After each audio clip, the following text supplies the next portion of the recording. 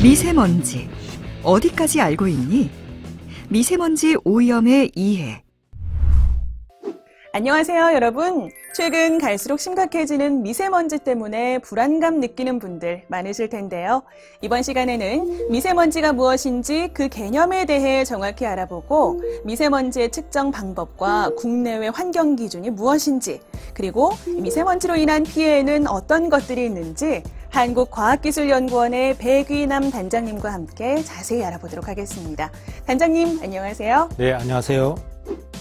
백위남 단장님은 미세먼지 범부처 프로젝트 사업단 단장과 한국과학기술연구원 환경복지연구센터 책임연구원을 맡고 있습니다. 네, 반갑습니다. 단장님, 미세먼지가 무엇인지 정확히 그 개념을 알지는 못하는 분들 많으실 텐데요. 먼저 미세먼지가 무엇인지 그 개념부터 짚고 넘어갈까요? 예. 공기 중에는 다양한 먼지가 존재합니다. 네. 먼지는 중력에 의해 큰 먼지는 쉽게 가라앉아 떠 있는 시간이 매우 짧지만 이에 반해 눈에 보이지 않을 정도로 작은 먼지는 공기 중에 오랫동안 떠 있어서 우리의 호흡을 통해 인체로 침투해서 우리의 건강에 영향을 미치고 있습니다. 네. 특히 사람 머리카락의 5분의 1보다 더 작은, 즉 10마이크로보다 더 작은 먼지를 미세먼지라고 부르며 많은 나라에서 이제 대기 오염 물질로 규정하여 국민 건강을 보호하기 위해서 관리하고 있습니다. 네, 그렇군요, 단장님. 그런데 보면 환경부에서는 미세먼지 외에도 초미세먼지 농도도 같이 발표를 하고 있더라고요. 이 둘을 구분하는 기준은 무엇인가요? 예.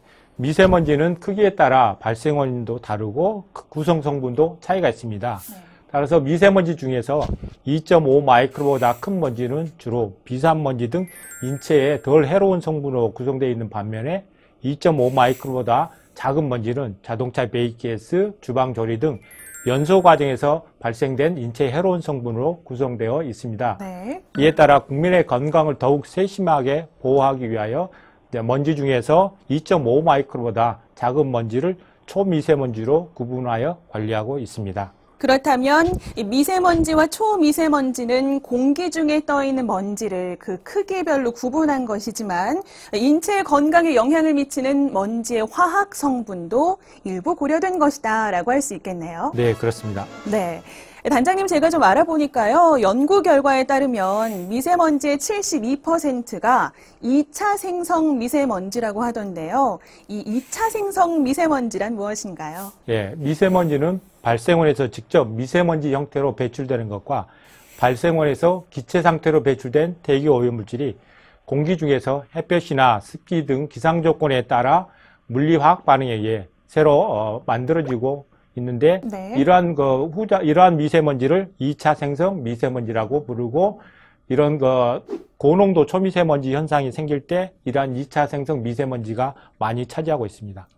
네, 미세먼지를 구분하는 기준이 생각보다 참 다양한데요. 저는 이게 참 어렵더라고요. 미세먼지와 황사의 차이점은 무엇인가요? 예, 황사는 아주 작은 흙먼지로 몽골 고비 사막과 중국 내몽골 고원 및 북동부 지역에서 자연적으로 발생하여 바람을 타고 이동하여 우리나라에 영향을 미칩니다. 네. 보통 대기 중의 먼지는 먼지에 비해 양이 월등하게 많아 황사가 우리나라에 도달하면 쉽게 눈으로 구분할 수 있습니다. 황사 중에는 10마이크로보다 작은 먼지도 일부 포함되어 있어 황사 발생 시 미세먼지 농도가 높아지고 네. 초미세먼지 농도도 일부 높아집니다. 초미세먼지가 거의 포함되지 않은 황사가 발생하면 미세먼지 농도는 높으나 파란 하늘을 볼 수 있는 경우가 가끔 생깁니다. 네. 그럼 황사는 자연적이고 간헐적으로 발생되는 먼지이고 대부분 미세먼지보다 그 크기가 크지만 일부는 미세먼지나 초미세먼지에 해당하는 크기를 갖고 있다. 이렇게 정리할 수 있을까요? 네, 맞습니다. 아주 깔끔하게 잘 정리해 주셨습니다. 감사합니다. 단장님 덕분에 이제 미세먼지가 무엇인지 그 개념은 어느 정도 파악이 된 것 같은데요. 이번에는 미세먼지 농도는 어떻게 측정하는지 그 방법을 알아볼까요? 예. 미세먼지의 농도를 가장 정확하게 측정하기 위해서는 보통 진공펌프를 이용하여 일정 시간 동안 공기를 강제로 필터를 통과시켜 공기의 부피와 필터에 채취된 먼지의 무게를 측정하여 미세먼지의 농도를 산출합니다. 네. 이때 필터 입구에 10마이크로미터보다 큰 먼지를 걸러주는 사이클론과 같은 분리장치가 설치되는데요. 미세먼지의 양이 매우 적기 때문에 오차를 줄이기 위해 필터를 사용하기 전과 사용한 후 습도를 일정하게 유지시킬 수 있는 공간에 필터를 24시간 이상 보관한 후 마이크로그램 단위의 무게를 측정할 수 있는 정밀 저울로 필터의 무게를 측정합니다. 이러한 방법을 중량법이라고 부르는데 미세먼지 농도를 알기 위하여 3일 이상의 시간이 소요되고 네. 채취한 시간 동안의 평균 농도만 알 수 있어 하루 동안의 상세한 변화를 파악할 수 없는 단점이 있어서 이 방법은 미세먼지를 전문적으로 다루는 연구자들이 주로 사용합니다. 네, 그렇군요. 방금 단장님께서 말씀해 주신 것처럼 중량법은 미세먼지를 전문적으로 다루는 연구자들이 주로 이용을 한다라고 말씀해 주셨는데요. 그렇다면 환경부에서 발표하고 있는 미세먼지 농도는 이 중량법을 채택하고 있지 않나요? 예, 정부에서는 전국적인 대기오염 실태라든가 변화 추이 및 대기환경 기준 달성 여부 등에 파악하기 위하여 대기오염 측정소를 설치하여 운영하고 있습니다. 네. 측정소에서는 미세먼지를 포함한 대기오염물질의 변화를 상세하게 파악하기 위하여 1시간 평균 농도를 산출하고 있는데요. 이에 따라 정확도가 높은 중량법 대신 1시간 평균 농도를 측정할 수 있는 베타선 흡수법이 적용된 배터리 측정기가 측정소에 설치되어 운영되고 있습니다. 네. 정부에서는 중량법을 기준으로 배터리 측정기를 주기적으로 교정하여 측정값의 정확도를 유지하고 있으며 공기 흡입구에 히터를 장착하여 습도 영향을 최소로 유지하고 있습니다. 네, 그렇군요. 이쯤에서 많은 분들이 궁금하실 것 같은데요. 우리나라의 미세먼지 측정망은 충분히 설치되어 있을까요? 예, 정부에서는 도시대기 측정망을 비롯하여 11개 종류의 측정망을 운영하고 있으며 네. 이 중에서 도시대기 측정망, 교외대기 측정망, 국가 배경농도 측정망, 또한 도로변 대기 측정망 등 4가지 일반 대기오염 측정망의 자료를 에어코리아에 실시간으로 공개하고 있습니다. 지금까지 측정망은 인구가 밀집된 도시를 중심으로 설치되어 운영하였으나 최근 미세먼지에 대한 국민적 관심이 높아지면서 공간적 분포를 고려하여 상대적으로 멀리 떨어져 있는 지역을 중심으로 측정소가 확충되고 있는 추세입니다. 구체적으로 보면 도시대기 측정소의 경우 2017년 말 282개소에서 현재 379개소로 크게 증가하였습니다. 네. 또한 초미세먼지가 대기환경 기준에 포함되어 2015년부터 미세먼지뿐만 아니라 초미세먼지 농도도 측정되고 있습니다. 네, 그렇군요. 그렇다면 대기 측정망의 오염도가 실제 내가 살고 있는 지역의 오염도와 일치한다고 보면 될까요? 예, 대기 측정망은 주위의 대표적인 오염도를 측정하기 위하여 공기의 흐름이 원활하고 국소적인 영향을 덜 받는 곳에 위치합니다. 네. 그래야 보통 건물의 옥상에 측정소가 설치되므로 일반 시민들이 걸어다니는 지상의 오염도와 차이가 있을 수 있습니다. 하지만 주민들이 살고 있는 지역의 미세먼지 농도를 대표하므로 전반적인 미세먼지 농도의 수준과 일변화 정보를 어떤 생활에 활용하시면 큰 도움이 됩니다. 네, 알겠습니다. 자, 이제 다음으로 넘어가서 미세먼지의 국내외 환경 기준은 어떻게 되는지 설명해 주시죠. 예, 우리나라의 경우 1983년 총 먼지가 대기환경 기준으로 설정된 이후 1993년 미세먼지 기준이 신설되었습니다. 최근에 2012년 초미세먼지 기준이 도입되었고요. 이와 함께 기준 농도도 점차 강화되고 있습니다. 미국이 가장 먼저 신규 기준을 도입하고 있으며 이러한 기준의 어떤 도입 시기라든가 기준 농도는 각 나라의 경제 수준과 국민의 인식 정도에 따라 차이가 있다고 보겠습니다. 네, 제가 듣기로는 우리나라의 기준과 WHO의 기준이 약간 다르다고 들었는데요. 다른 이유가 있을까요? 예, WHO 세계보건기구에서는 지구에 사는 사람들의 건강을 보호하기 위하여 과학적 근거를 기반으로 대기질 관리 수준을 이제 제한하고 있습니다. 현재 심폐질환과 폐암에 의한 사망률 증가가 최저 수준인 상태의 미세먼지와 초미세먼지 오염도를 공고 기준으로 제시하고 있으며 각 나라의 경제 수준을 고려하여 3단계의 잠정 목표도 제시하고 있습니다.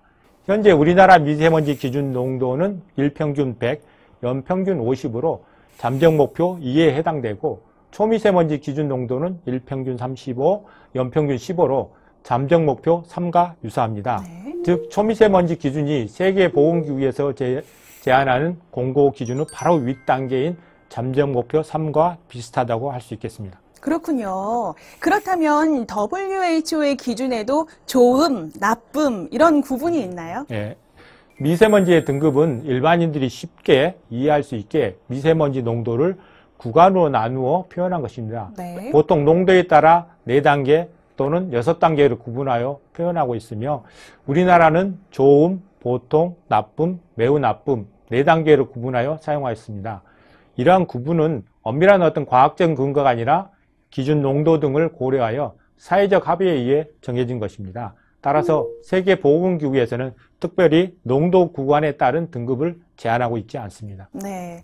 단장님, 많은 분들이 참 궁금하실 것 같습니다. 그렇다면 우리나라의 미세먼지 농도는 세계 주요 국가와 비교할 때 어느 정도라고 볼 수 있을까요? 예. 국가 단위의 미세먼지 수준은 각 나라에서 대기질 관리 목표로 설정하고 있는 미세먼지 기준 농도의 차이를 통해 대략적으로 비교할 수 있는데요. 네. 미세먼지 농도는 공간적으로 차이가 크므로 보통 지역 단위로 비교하고 우리나라를 대표하는 이제 서울을 기준으로 선진국 도시와 비교하여 나타내고 있습니다. 2017년 기준으로 서울의 연평균 미세먼지 농도는 44로 미국 LA 33, 일본 도쿄 17, 프랑스 파리 21, 영국 런던 17에 비해 1.3에서 2.6배 수준으로 높은 상태입니다. 서울의 연평균 초미세먼지 농도는 25로 LA 14.8, 도쿄 12.8, 파리 14, 런던 11에 비해 1.7에서 2.3배 정도 높습니다. 그리고 서울의 경우 우리나라의 미세먼지 기준인 50보다 낮지만 초미세먼지 기준이 15보다 1.7배 높은 상태입니다. 예상했던 대로 우리나라의 미세먼지 농도가 꽤 높은 편인 것 같은데요. 그렇다면 이 부분 참 중요할 것 같습니다. 미세먼지가 인체에 어떤 영향을 끼치는지 살펴볼까요? 예. 미세먼지는 호흡을 통해 인체로 침투하여 호흡기 질환, 폐질환, 천식 등을 악화시킬 수 있고 최근에는 심혈관, 뇌졸중 등에도 영향을 미칠 수 있다는 연구 결과가 발표되고 있습니다. 또한 피부 노출에 의해 안질환도 유발할 수 있습니다. 이러한 건강 영향에 어린이, 노인, 임산부, 기저질환자 등이 더 취약하므로 미세먼지 농도가 높아지면 특별히 주의하여 생활해야 합니다. 네, 미세먼지가 인체에 악영향을 끼치는 만큼 환경적으로도 좋지 않은 영향을 미칠 것 같은데요. 어떤 부분이 있을까요? 네, 대기 중에 미세먼지가 많이 있으면 빛을 산란시켜 우리의 시야를 흐리게 합니다. 고농도 미세먼지 발생 시 사람들이 쉽게 인식하는 것도 미세먼지가 가시거리를 짧게 만들기 때문입니다. 미세먼지 중에 검댕과 같이 빛을 흡수하는 성질이 있는 것은 지구온난화를 일으키는 원인으로 작용하고 또한 이와 달리 대부분의 미세먼지는 빛을 산란시켜 지구 냉각학을 유도하는 데 기여합니다. 또한 미세먼지가 식물의 표면에 부착되어 식물의 생장을 저해하는 등 생태계에도 영향을 미칠 수 있습니다. 네, 자세한 설명 감사합니다. 오늘 이 시간 한국과학기술연구원 백위남 단장님과 함께 미세먼지의 자세한 개념과 측정 방법, 그리고 국내외 환경 기준, 미세먼지로 인한 피해에는 어떤 것들이 있는지 자세히 알아봤습니다. 조금은 어렵고 생소하게 느껴지셨을 텐데요. 그래도 오늘 이 시간을 통해서 미세먼지에 대한 궁금증이 조금이나마 풀리셨으면 참 좋겠습니다. 오늘 준비한 내용은 여기까지입니다. 함께해 주신 여러분 감사합니다. 감사합니다.